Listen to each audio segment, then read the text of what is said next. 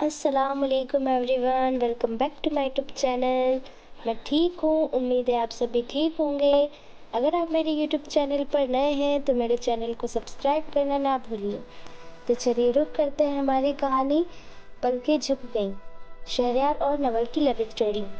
अगर आपको मेरी कहानी पसंद आए तो लाइक कीजिए, कमेंट कीजिए, शेयर कीजिए और चैनल को सब्सक्राइब करना ना भूलिए। तो चलिए स्टार्ट करते हैं हमारी कहानी। रात को डिनर के बाद वो लॉज में बैठा एक टॉक शो देख रहा था जब अम्मी चाय लेकर आई और उसके पास ही बैठ गई। अब बताओ शहरयार, क्या मसला है? वो बेहद संजीदगी पूछने लगी। कोई मसला नहीं है, आप किस मसले की बात पूछ रही हैं? उसने रिमोट उठाकर आवाज कम की। मैं हाई ब्लड प्रेशर की मरीज हूँ शहरयार, मुझे और स्ट्रेस मत दो। उसकी बेपरवाही पर वो चीख गई। जिया में क्या खराबी है? एक गहरी सांस लेकर उसने थोड़ी सहलाई। जिया में कोई खराबी नहीं है, मगर ना मैं उससे शादी करना चाहता हूँ और ना वो मुझसे। क्या मतलब? तुमसे किसने कहा वो तुमसे शादी नहीं करना चाहती? वो कुछ हैरान होकर उसकी सूरत देखने लगी। किसी ने नहीं कहा, मगर मैं उसे अच्छी तरह जानता हूँ। उसकी पसंद नापसंद, उसकी नजरियात, उसकी ख्वाहिशात पता है मुझे। ठीक है, तुम जानते हो, मगर ये शादी का मामला है। वो उसकी सफाई से मुतमईन ना थी। अगर आप ये रिश्ता करना चाहती हैं तो पहले जिया से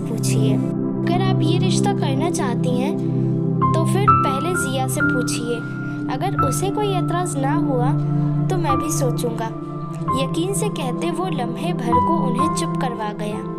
और अगर मैंने उसे राजी कर लिया तो? कुछ देर बाद उन्होंने सवाल किया। अगर उसे कोई एतराज ना हुआ तो फिर तुम भी कोई एतराज नहीं करोगे? उसने सोचते हुए कई लम्हे खामोशी से भेंट कर दिए। क्या वो जिया को इस हद तक जानने का दावा कर सकता है? थोड़ी देर रुकने के बाद उसने सर हिलाकर धीरे से कहा, ठीक है। अम्मी के चेहरे पर एक मुतमईन सी मुस्कुराहट फैल गई। उसी वक्त उसका सेलफोन बजा। उसने सेंटर टेबल पर पड़ा अपना सेलफोन उठाया और स्क्रीन पर निगाह डाली। किसी तरह उलझन में उसने कॉल रिसीव करके सेलफोन कान से लगाया था। हेलो। दूसरी तरफ खामोशी थी। उसने एक बार फिर स्क्रीन पर निगाह की। हेलो शहरयार। एक नर्म महीन सी हरी सहमी आवाज उभरी। वो अपनी जगह खामोश रह गया। अम्मी उसकी तरफ देख रही थी, बहुत गौर से। शहरयार ने एक नजर उन्हें देखा और फिर तेजी से उठ खड़ा हुआ। 1 मिनट। वो अम्मी के हैरान चेहरे से नजरें चुराता महोत्सव का दरवाजा खोलकर बाहर निकल आया था। कैसी हो नवल? धीरे से पूछते हुए माथे को सहलाते वो खुद परेशान हो गया था। उसे जरा बराबर भी उम्मीद नहीं थी कि रात के इस वक्त नवल उसे फोन भी कर सकती है। पता नहीं, उसका लहजा बेयकीन था। आप हैरान हो रहे होंगे ना कि मैंने आपको फोन कैसे किया? उसने जैसे शहरयार के दिल की बात कह दी। नहीं, ऐसी तो कोई बात नहीं। वो और क्या कहता? आपने आज फोन किया था मगर मुझसे बात नहीं की। शायद आपको मैं याद नहीं रही। वो चुभते हुए लहजे में शिकवा कर रही थी। अगर आपको मैं याद नहीं रही तो आपको अपनी कही हुई बात कैसे याद रहेगी? उसने जिस अंदाज में कहा था, शहरयार के दिल को पहली बार एक अनजानी सी बेचैनी ने आ घेरा। वो भूला नहीं था, उसे अपनी बात याद थी। उसे तो नवल भी याद थी। जिंदगी में पहली बार कोई लड़की उसकी याददाश्त पर इस हद तक छा गई थी। आप कुछ कहेंगे नहीं? वो उसकी खामोशी पर उलझी। मुझे याद है नवल, अपनी बात भी और आप भी। इनफैक्ट मैं कभी भूल ही नहीं सकता। आपसे बात इसलिए नहीं की कि अजीब सा फील होता अगर मैं आपका नाम लेकर आपसे बात करवाने को कहता। वो सफाई देने पर मजबूर हुआ। मैं आइंदा आपको फोन नहीं करूंगी, मुझे खुद भी अजीब सा लग रहा है ये हरकत करके। मुझे ये नहीं करना चाहिए था। उसके लहजे में अफसोस था, शर्मिंदगी थी। शहरयार के चेहरे पर हल्की सी मुस्कुराहट आ गई। ये कोई इतनी बड़ी बात नहीं है नवल, हम कजिन्स हैं, हम आपस में बात कर सकते हैं। तो फिर आपको मुझसे बात करने में अजीब सा क्यों लगा? उसने सवाल किया। शायद मेरे दिल में चोट था, इसीलिए। वो दिल में खटकती बात जबान पर ले आया। नवल चुप सी रह गई।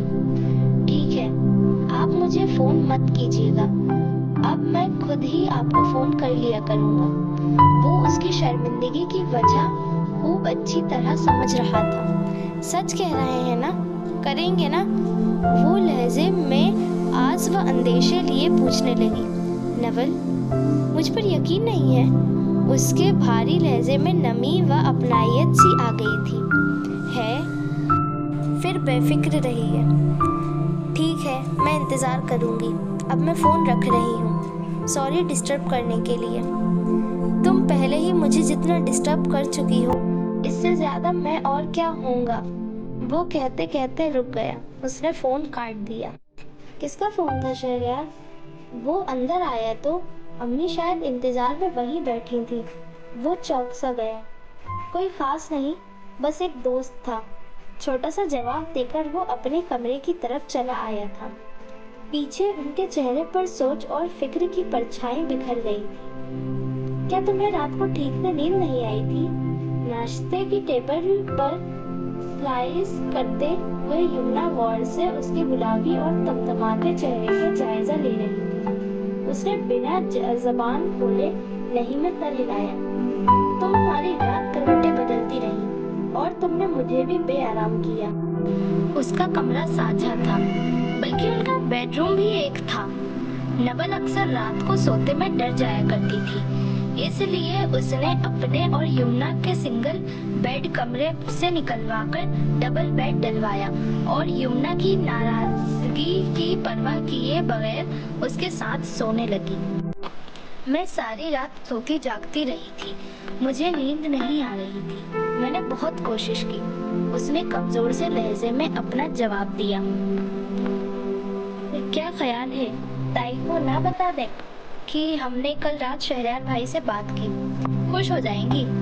उसने जिस अंदाज में कहा, चाय का घूंट भरती नवल को अच्छू लग गया। तुम्हारा दिमाग ठीक है? गला पकड़कर खांसती वो बड़ी मुश्किल से बोल पाई। तुम इस बात का पेपर लगवाओगी? सिर्फ ताई को बताने से क्या होगा? दादी को नहीं बताएंगे? यमुना पूरी संजीदा थी। चुप करो यमुना, वरना मैं तुम्हें कुछ दे मारूंगी। वो गुस्से की वजह से कुछ खांसी और उसका चेहरा लाल हो गया। ये सुबह ही सुबह क्या मरने मारने की बातें हो रही हैं? उसी वक्त यूनिवर्सिटी जाने के लिए तैयार अली भी उस तरफ चला आया। यमुना की चोटी पकड़कर खींचते हुए वो उसकी बराबर वाली कुर्सी पर बैठ गया। तुम शहरयार भाई से कुछ क्यों नहीं सीखते? यमुना को उसकी हरकत पर जी भर के गुस्सा आया। क्या सीखूं उनसे? बताना पसंद करोगी? पानी का गिलास भरते हुए वो हैरान होकर उसे देखने लगा। थोड़ी तमीज सीख लो उनसे, बात करने का तरीका, और थोड़ा चुप रहना सीखो। बात करने का तरीका सीखूंगा तो फिर चुप रहना क्यों सीखूं? और वैसे भी ताई कहती है मैं बोलता हुआ ज्यादा अच्छा लगता हूँ। उसने फख्र के अंदाज में कॉलर अकड़ाए। कौवे लगते हो बिल्कुल, काका करने वाले। यमुना चिढ़कर कहते हुए उठ गई। तुम्हें क्या हुआ? उसकी नजर उसकी लाल आंखों पर पड़ी तो चौंककर पूछने लगा। यमुना से लड़ाई हुई है? थोड़ी देर पहले उसकी सुनी हुई बातों से वो यही नतीजा निकाल पाया। उफ, उसने बेख्तियारी में होंठ काटे। एक तुम्हारी वजह से मैं सबको अपनी तरफ करने लगी हूँ।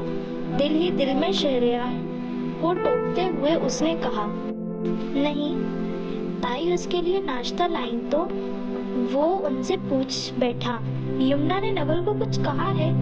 समझा ले उसे, वरना मुझसे बहुत पिटेगी। वो उसकी चहेती बहन थी, उसके लिए वो हर एक से लड़ लेता था। मुझे नहीं पता। क्या वाकई? ताई ने घबराकर उसे देखा। कुछ नहीं हुआ है, थोड़ी सी बहस हो गई हमारी। ये तो पागल है, कुछ घूरकर कहते हुए नवल ने उसके बाजू पर हाथ मारा। अच्छा, अब मैं पागल हो गया। उसने मुंह फुला लिया। चलो नाश्ता करो जल्दी, तुम्हें देर हो रही है, ताई ने उसे याद दिलाया। उलझी हुई नवल वहाँ से उठ आई थी। आपने हमारी कहानी यहाँ तक सुनी। आपको हमारी कहानी कैसी लगी कमेंट करके ज़रूर बताएं। अगर आपको हमारी कहानी पसंद आई हो तो लाइक कीजिए, कमेंट कीजिए, शेयर कीजिए और चैनल को सब्सक्राइब करना ना भूलिए। चलिए मिलते हैं इस कहानी के नेक्स्ट एपिसोड में। तब तक के लिए खुदा हाफिज़। Thank you for watching.